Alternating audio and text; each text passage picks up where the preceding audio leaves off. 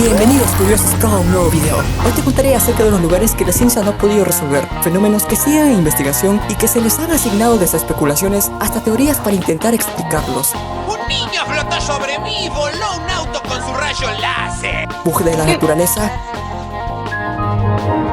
mutaciones, producto de civilizaciones antiguas, experimentos ocultos. ¿Qué tratas de decirme? Quédate hasta el final para que no te pierdas ningún dato interesante de estos fantásticos lugares. Qué buena onda. Empezamos. Datos curiosos, bro. Bueno, 7. El cráter es un montículo conoide hecho de piedra caliza con 40 metros de alto y 100 metros de ancho. Es un sitio extraño que se puede visitar en un área remota en el norte de la región de Irkutsk, a unos 210 kilómetros al norte de la ciudad de Bodaibo. El científico que se encontró por primera vez con esta formación única fue el geólogo ruso Vadim Kolpakov en 1949, y debido a su forma particular, fue apodado como el nido del águila de fuego. Un examen más detallado mostró que el cráter era un gran montículo hecho de bloques de piedra caliza con un diámetro de 160 metros aproximadamente, y con un peso total estimado de alrededor de 1 millón de toneladas. El cráter fue bautizado con el nombre de Patomsky en honor al río Bolshoi Patom que pasa cerca, pero no fue examinado a fondo hasta la década del 2000 debido a la falta de fondos. El misterio del nido del águila de fuego ha alimentado varias teorías. ¡Un niño flotó sobre mí y voló un auto con su rayo láser! Kolpakov apoyó la idea que el cráter estaba formado por un meteorito que cayó sobre las tierras altas de Patom. La gente pensaba que podría ser un fragmento del meteorito de Tunguska que había caído en la taiga siberiana en 1908. Otros sugirieron que el cráter era una estructura volcánica que se formó debido a chorros de vapor de gas surgido a lo largo de las zonas de falla desde una profundidad importante. Sin embargo, no se registraron volcanes alrededor del área. Hey curioso pro, ¿no te quieres perder ningún dato curioso y quieres apoyar a este canal? Suscríbete y activa la campanita y que la diversión continúe. La primera expedición compleja que visitó el lugar en el 2005 no obtuvo ninguna respuesta, pero el material recogido desde el 2006 al 2010 mostró que el cráter se formó hace unos 500 años, mucho antes que el meteorito de Tunguska, y que tiene una estructura de anillo con zonas individuales formadas en diferentes momentos. Los científicos finalmente descartaron la teoría meteorológica y la hipótesis de formación criogénica, que sugería que el cono había sido formado por la congelación de una secuencia de acuíferos, y llegaron a la conclusión de que el cráter Patomsky se formó por una explosión freática, que tuvo lugar al fluir el magma en rocas hidrófilas o debido a la falla y descompresión de rocas hidrófilas calientes. Todavía no hay una explicación para los extraños eventos que se dice que ocurren en las cercanías del cráter, aparte de la anomalía magnética que se detectó durante una de las primeras expediciones, ni hay evidencia confirmada de que algo importante esté enterrado en el centro del cráter. Por ello, el cráter Patomsky seguirá siendo un lugar que la ciencia no ha podido explicar. Número 6. Con precisión exacta cada 23 días. ¿Cómo es posible? Existe un lugar en Venezuela donde hay tormentas eléctricas en el tiempo y lugar exactos 265 días al año y nadie sabe por qué ocurre. Lo llaman el Faro de Maracaibo y ha guiado a marineros por siglos. En la localidad de Ologá, sobre el lago de Maracaibo, al occidente de Venezuela, es casi imposible observar la noche en su oscuro esplendor. Relámpagos aparecen y desaparecen de manera constante en el cielo. Este fenómeno es ampliamente conocido en Venezuela como los relámpagos de Catatumbo. El primer escrito donde se menciona el relámpago de Catatumbo fue en el poema épico La Dragontea de Lope de Vega, que fue publicado en 1597. Después, entre los años de 1966 y 1970, el científico Andrés Saprovsky realizó 3 expediciones a Santa Bárbara de Zulia, con las cuales concluye que la localización tendría varios epicentros en las ciénagas del Parque Nacional, ciénagas de Juan Manuel de Aguas Claras y Aguas Negras al oeste del lago de Maracaibo. Este sugiere en 1991 que el fenómeno ocurre por el encuentro de corrientes de aires frías y calientes, sin descartar el uranio como posible agente cocausal, aunque esta afirmación no ha sido comprobada científicamente. Después, entre el año de 1997 y 2000, Nelson Falcón de la Universidad de Carabobo realiza varias expediciones y logran ubicar los epicentros del fenómeno en el interior de las ciénagas de Juan Manuel, y realizan el primer modelo microfísico del relámpago de Catatumbo, identificando al metano como una de las principales causas del fenómeno, aunque también es un modelo general de la electrificación de nubes. Hasta ahora no se ha podido confirmar con medidas exactas el metano en el interior de las nubes del relámpago. Entonces, ¿cómo se podría explicar estos relámpagos? Para los científicos, el relámpago de Catatumbo es un enigma para el que no tienen una explicación satisfactoria. Una de las teorías más aceptadas pone énfasis en la peculiar orografía de la desembocadura del río que da nombre al juego de luces. El lago podría actuar como un cuenco gigante que recoge los vientos templados que llegan del mar Caribe. Allí se toparían con el aire frío procedente de la cordillera de los Andes, en una mezcla que explica la formación de nubes que pueden provocar las tormentas. Otros científicos han señalado que el origen del anormal fenómeno podría estar en el metano ionizado eléctricamente cargado que se ha detectado en el lugar. Según esta teoría, la acumulación del gas en la atmósfera nocturna potenciaría un campo magnético que se manifestaría en forma de relámpagos. No hay duda que la atmósfera del lugar es particular. De hecho, las continuas descargas producen el 10% del ozono de origen natural que se forma en el planeta. Los últimos investigadores que han estudiado el fenómeno pertenecen al Instituto de Investigación Espacial de la Academia Rusa de las Ciencias. En un trabajo teórico sobre los relámpagos, publicado en la Revista Internacional de Física Teórica, aluden al fenómeno como inexplicable por mecanismos bien conocidos. Su investigación hace referencia a un nuevo mecanismo que se basa en la construcción de enlaces metálicos entre los átomos de las nubes. Este mecanismo estaría asociado al cambio de orientación de cristales en un campo eléctrico en crecimiento. Se trata de una teoría que se adentra en el nivel cuántico de la materia, y cuya explicación teórica deberá corroborarse en experimentos para que pueda ser tenida por válida. Este peculiar lugar, debido a su fenómeno inusual, ha sido reconocido por los récords Guinness. El 23 de agosto del 2013, el ambientalista Eric Quiroga solicitó a la Organización de Libros Guinness se asigne un nuevo récord mundial para la región de relámpagos de Catatumbo, por poseer 250 relámpagos por kilómetro cuadrado como un mayor promedio mundial. Y el 28 de enero del 2014, en el Día de Zulianidad, es acreditado y presentado oficialmente como el sitio del planeta con mayor generación de relámpagos por kilómetro cuadrado al año. Aunque todavía no se encuentra una explicación válida para este fenómeno, los relámpagos de Catatumbo conservarán un sitio entre los misterios más asombrosos de la naturaleza. Número 5. Aunque alrededor del 2% de los residentes de la localidad y un gran número de turistas afirman haber escuchado este sonido, las numerosas expediciones científicas que se han desplazado para investigar el fenómeno nunca han podido precisar de dónde proviene y a qué es debido dicho zumbido. Las investigaciones se han concentrado en los sonidos de baja frecuencia, entre 33 y 80 Hz, pero no han podido precisar la causa. Mucha gente escucha el zumbido solo más intensamente en el interior de edificios. Otros pueden percibir también las vibraciones del sonido en su cuerpo y se percibe más por la noche.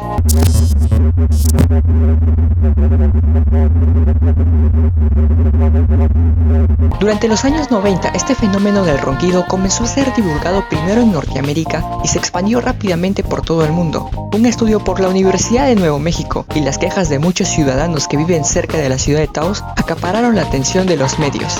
Hay especulaciones de que podría tratarse de la acústica propia de la ciudad, sus instalaciones eléctricas o su arquitectura, aunque también se sospecha de la existencia de alguna base militar secreta que lleva a cabo raros experimentos bajo tierra. Los estudios en el Reino Unido mantienen que el sonido está provocado por acontecimientos geológicos de placas tectónicas de la corteza terrestre, actividad volcánica, fallas terrestres, colapsos gravitacionales, derrumbes subterráneos o cualquier otro tipo de efecto geológico. Otras universidades mantienen que son microondas en el aire que tienen como origen varios tipos de fuentes electromagnéticas. La Universidad de Indiana, por ejemplo, mantiene que esas ondas electromagnéticas son causadas por los meteoritos y su desintegración en la atmósfera, ya que cuando un meteorito se desintegra al entrar en la atmósfera, produce emisiones de frecuencia audible. Otra teoría es que el sonido es provocado por sistemas de comunicaciones extremadamente de baja frecuencia, como por ejemplo transmisiones de radio. Otra teoría es el fenómeno tinnitus o cuneiform, que consiste en notar golpes o sonidos en el oído interno que no proceden de ninguna fuente externa. Pueden ser provocados por un gran número de causas, generalmente traumáticas, ser producto de un síntoma de taponamiento de los oídos o de síndrome de Meniere. Una última teoría menciona que los zumbidos son provocados por colisiones de olas oceánicas que siguen el patrón de los vientos que las mueven. Según algunas investigaciones por parte de los científicos de Usarray y Earthscope, la profundidad del océano es favorable para la generación eficiente de pequeños seísmos a través de la resonancia de ondas longitudinales, produciendo sonidos a partir de las colisiones marinas que podrían viajar a cualquier parte del mundo. A pesar que este fenómeno se ha extendido en todo el mundo, a día de hoy las teorías de origen del zumbido siguen desarrollándose sin que haya una sola que parezca explicar a ciencia cierta el origen del sonido. Número 4. A lo largo de la costa de Namibia en África, la escasa vegetación que crece en el desierto de Namib forma unos extraños círculos alrededor de calvas en la arena, conocidos como círculos de las hadas. Estos patrones regulares siguen intrigando a los científicos. Se trata de una especie de anillos de tierra de 6 metros de diámetro rodeados por vegetación que se encontraron por primera vez en el desierto de Namib en los años 70 y que en el 2014 cobraron más importancia al ser encontrados en el oeste de Australia. Llamaron la atención desde el principio los expertos por su extraña forma y su orden casi matemático. Un estudio publicado en Nature señala la interacción entre insectos y vegetación como posibles causas. La teoría acerca de las termitas dice que estas crean las calvas con un patrón regular fruto de la competencia entre las distintas colonias por el espacio y los recursos. Al eliminar la vegetación, las termitas favorecen la acumulación de agua bajo el suelo arenoso, algo vital para su supervivencia. El investigador Bonachela de la Universidad Escocesa de Strathclyde explica que el anillo de vegetación alrededor de las calvas, que es en realidad lo que llamamos el círculo de las hadas, es el resultado de que las plantas aprovechan esa acumulación de agua para crecer, gracias a un mecanismo por el cual las raíces persiguen estos gradientes de agua, mientras que la teoría acerca de la vegetación, que defiende el ecólogo alemán Stefan Getzing del Centro Helmholtz para la Investigación Ambiental de Leipzig, señala que los círculos de Namibia se producen por la autoorganización vegetal. Explica que la vegetación compite por la escasa agua del suelo en Namibia, ya que no hay suficiente agua para sostener una completa cobertura vegetal continua, lo que lleva a un patrón parcheado. Stefan Getzing ha hecho investigaciones en otros lugares con este mismo fenómeno, como el desierto occidental de Australia, donde no hay termitas, por lo que concluye que las termitas no son un requisito previo para la formación de círculos de hadas, aunque en algunas zonas sean abundantes o muestran una correlación con los círculos. Para refutar la teoría de las termitas, utilizó tecnologías de Google Earth o drones para mapear la zona, e incluso excavaron 154 hoyos en un total de 48 de estos anillos, probando que bajo muchos de ellos ni siquiera existían colonias de estos insectos. Además, mencionaron que las termitas no podrían ser las causales debido a que las brechas de vegetación causadas por las termitas cosechadoras tienen aproximadamente la mitad del tamaño de los círculos de hadas y están mucho menos ordenadas. Una nueva investigación llevada a cabo por investigadores de universidades alemanas, australianas e israelíes, publicada en la revista Ecosfera y la revista de entornos áridos, apuntan a una nueva teoría. Los investigadores concluyen que estos agujeros no responden a algo demasiado misterioso. ¿Qué tratas de decirme? Sino que nacen provocados por procesos típicos como el desgaste del suelo por las lluvias, el calor o la evaporación. Una conclusión que deja de lado las teorías que hablaban de termitas, plantas venenosas o incluso la aparición de gases subterráneos. Número 3. El río hirviente de la selva amazónica tiene 25 metros de ancho, 6 metros de profundidad y 6,4 kilómetros de longitud, que se encuentra en Mayantuyacu, Huánuco, Perú, y que se caracteriza por las altas temperaturas que oscilan entre los 50 y 90 grados Celsius. Algunas partes del río son tan calientes que los animales que caen en él, como ranas y otros anfibios, reptiles y pequeños mamíferos, se hierven en pocos segundos. De acuerdo con Andrés Russo, tratan de salir del río, pero la fuerza les va faltando porque su carne se va cociendo a medida que se mueven por el agua caliente, hasta que les llega a la boca y se queman por dentro. Es decir, lo suficientemente caliente para causar quemaduras de tercer grado en cuestión de segundos. Existen muchas teorías sobre la singularidad de este río, pero hasta el momento siguen en estudio. Se dice que el río hirviente, también llamado el Shanai Timpishka, que significa hervido con el calor del sol, es un antiguo cráter que traslada su calor a la corriente de un río, aumentando la temperatura de sus aguas, llegando a un estado de ebullición, formando un ecosistema geotérmico único en su clase. Para poder producir una fuente de calor que llegue a la superficie y traslade su temperatura a un cuerpo de agua, se necesita una poderosa energía que emane desde el interior.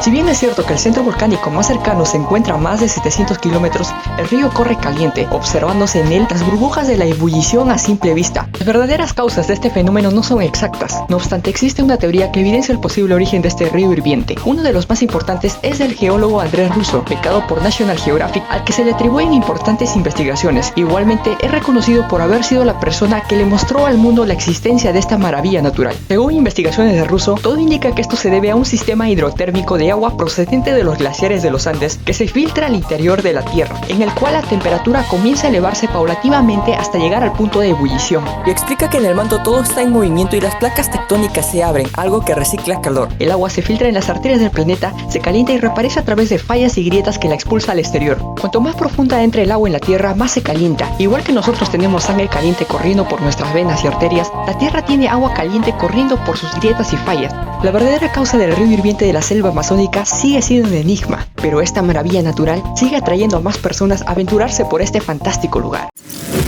Número 2. Al noroeste de Polonia existe un pequeño bosque único en el mundo, se llama Krzywi o bosque torcido, y el nombre lo describe literalmente. Casi todos los árboles de este lugar tienen una extraña curva cerca de la raíz, por lo que su parte inferior luce como una letra J, y después de esta sección el tronco luce normal. Nadie sabe a ciencia cierta por qué crecen así. El bosque torcido en realidad es muy pequeño, está conformado por unos 400 pinos que fueron plantados alrededor de 1930, de acuerdo a Atlas Obscura, y abarca aproximadamente 64.750 metros cuadrados. Se encuentra a las afueras del pueblo de Gryfino, cerca de la frontera de Polonia con Alemania. Además de su curiosa forma, todas las curvas de los árboles apuntan hacia el norte.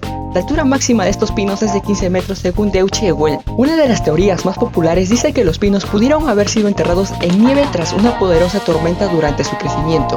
Del mismo modo, muchos aseguran que en la isla del Hierro, en España, sucede algo similar con unos árboles llamados las sabinas del hierro. En ese caso, el fenómeno lo produce el fuerte viento que azota la región en determinada época del año y que hace que los árboles crezcan hacia arriba y luego se curven hacia la tierra. Otras personas creen que la fuerza gravitacional de la zona ha deformado los troncos. Una teoría más sugiere que fue la obra del hombre.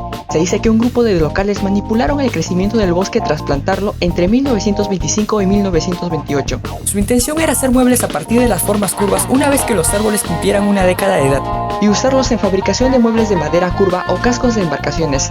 pero el proyecto fue abandonado en 1939 tras estallar la Segunda Guerra Mundial. Sin embargo, nada de esto ha sido comprobado fehacientemente. Además, según señalan los pobladores locales, la madera de estos troncos no es adecuada para fabricar ni muebles ni ninguno de los dispositivos antes mencionados. Entonces, si el bosque torcido no fue causado por el hombre, ¿qué teoría explicaría estas extrañas deformaciones? Los accidentes no existen. Algunos científicos especulan que el bosque torcido se formó adoptando un extraño patrón natural debido a una mutación genética.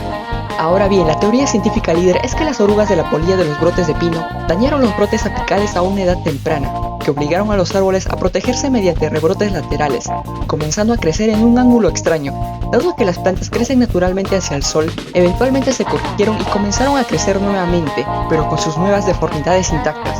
Una última teoría apunta hacia la posibilidad de que la deformación fue causada por un hongo llamado Melapsora pinitorqua, que este provoca deformaciones en los brotes de los pinos jóvenes. Sin embargo, sigue siendo una hipótesis que no ha sido comprobada. A pesar que no hay una explicación comprobada, el bosque torcido de Grifino recibe todos los años a miles de visitantes que se recrea con este extraño conjunto de árboles coníferos torcidos, que ya fuera por la mano del hombre o la naturaleza, constituyen una de las atracciones turísticas más famosas de la región. Número 1. El inusual fenómeno de Noruega surgió en 1981 y desde entonces se presenta con relativa periodicidad. Los habitantes de aquella época, que eran poco más de un centenar, Pusieron en conocimiento a las autoridades de las extrañas apariciones. En 1984, Erling Strand investigó el lugar. Luego de procesar los datos, se elaboró un informe que fue dado a conocer con el nombre Proyecto Hesdalen 1984 Informe Técnico Final. Los resultados consiguieron acopiar cerca de medio centenar de observaciones. A pesar de ello, no se obtuvieron resultados concluyentes. Para 1985, un nuevo proyecto que se centró en el trabajo de campo y que contó con más apoyo y equipos, no consiguió registrar ningún fenómeno extraño. En estudios posteriores, a los que se sumaron otras entidades y con mayor presupuesto, hicieron posible la realización de un conservatorio en 1994 con científicos internacionales. Aunque se plantearon varias teorías, no hubo consenso y el enigma prevaleció. Como consecuencia de los estudios realizados y que no permiten llegar a resultados definitivos, han surgido una serie de hipótesis que buscan explicar lo que podría estar sucediendo. Una dice que el fenómeno obedecería a un proceso de combustión espontánea entre el polvo de escandio en contacto con el aire. Este elemento perteneciente al grupo de las tierras raras es común en los suelos del Valle de Hesdalen. Una hipótesis reciente sugiere que las luces están formadas por un grupo de cristales macroscópicos de Coulomb en un plasma producido por la ionización del aire y el polvo por partículas alfa durante la desintegración del radón en la atmósfera polvorienta. En 2004, Teodorani mostró una ocurrencia en la que se detectó un nivel más alto de radiactividad en las rocas cerca del área donde se formó una gran bola de luz. Las simulaciones por computadora muestran que el polvo sumergido en gas ionizado puede organizarse en dobles hélices como algunas ocurrencias de las luces de Hesdalen. Otra hipótesis explica que las luces de Hesdalen son producto de la piezoelectricidad generada bajo tensión desde rocas específicas, porque muchas rocas cristalinas en el Valle de Hesdalen incluyen granos de cuarzo que producen una densidad de carga intensa. En el 2011, Gerson Pavey y Carlton Taft presentaron un modelo para resolver el espectro aparentemente contradictorio observado en las luces de Hesdalen.